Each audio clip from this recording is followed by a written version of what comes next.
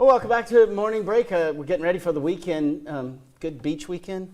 If a good looking beach weekend out there may be a little different, but anytime you've got calmer wind, anglers like that, maybe not this weekend, but thankfully the story we're about to talk about, the fishing's already been done ahead of time. Exactly, because most people don't consider winter to be the best time of the year to fish our coastal waters, but important research is still being done by anglers. Yeah, and I met with a local captain who explains how getting more people involved in the Gray Fish Tag research program can benefit everybody.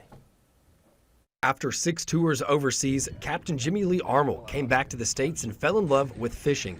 Armoll has been catching fish off the coast of Tybee for years, but only recently became involved in tagging his catches after learning about the program through Gray. We have over 10,000 captains worldwide doing this, but locally we're going to be doing red snapper, sheep's head. Tagged a gag grouper yesterday. Armoll is now trying to get more charter captains and recreational anglers involved along the Georgia coast. This is bridging the gap between charter captains and the fishery management personnel, the people making the decisions. A lot of the times they don't have all the information, and to no fault of their own. The process is simple. Once caught, anglers insert a spaghetti tag near the dorsal fin. When another angler catches a tagged fish down the line, they're provided with details on how to report their catch to the Gray Fish Tag team.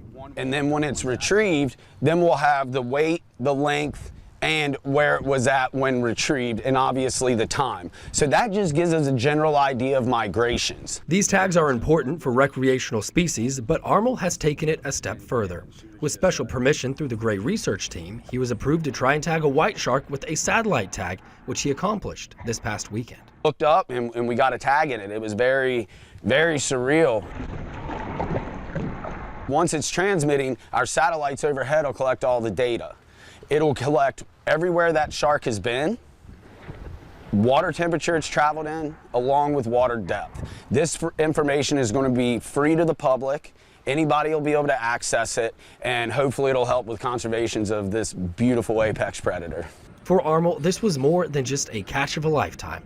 It's a way to use research to honor one of his fallen brothers. Named it after my best friend that got killed in 2010, Chris Wright. Chris was just the Rangers Ranger. He eat, slept, and breathed the Ranger creed, and it was a terrible thing that we lost him, but he did so much good, and his legacy is definitely going to live on forever.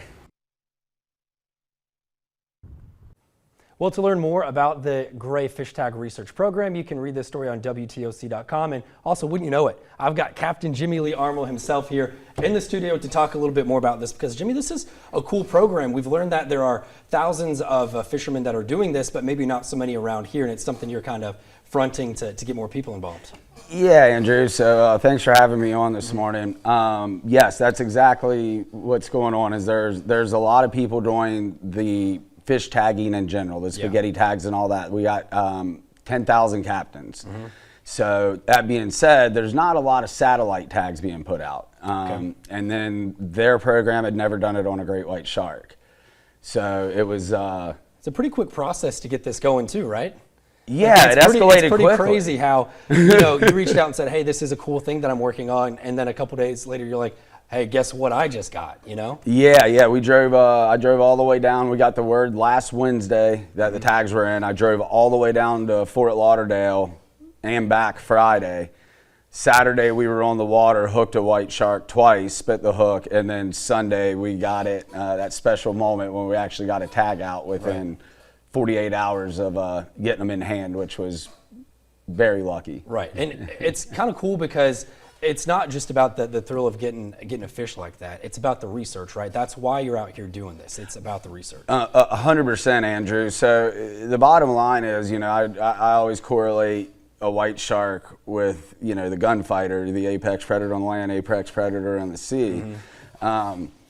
So when we're out there going after these sharks, it's one of the most elusive fish in the ocean. Yeah. So we're going out there and we're getting more data to help conserve the sharks. Mm-hmm. And then we're going to be turning around and we're taking our gunfighters out and then naming them after our fallen brothers. Right. And everybody wins. So the sharks getting research, guys are getting purpose and getting out on the water with a mission, just like when we were Rangers. So that's it's kind of a beautiful thing we got going on here. Hopefully we can keep it rolling. Yeah, and it's kind of in partnership too. You've got a couple things going on, one of which, Not Lucky, which is a nonprofit that you run that gets these Rangers or guys that have served out, and it gives them a way to kind of heal from some of the things that they've gone through, just like yourself. And that's how you kind of got into fishing too.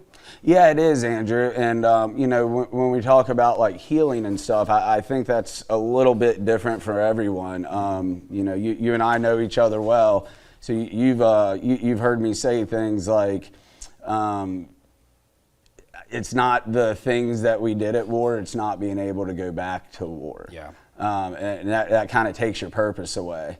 And it's very hard to go from doing something like that to what we feel like is doing nothing. Yeah. So you get a little bit of purpose back in there. I mean, it's incredible what it does for everybody. I mean, myself included. Yeah, and to go after the white shark, I mean, that is just what people think of as, like, you know, like you said, the apex predator. You go from Rangers on these special tasks overseas that us over here, you know, we can't even imagine what you guys are doing over there. But it gives you, like you said, a little bit of that purpose. You got some research going on.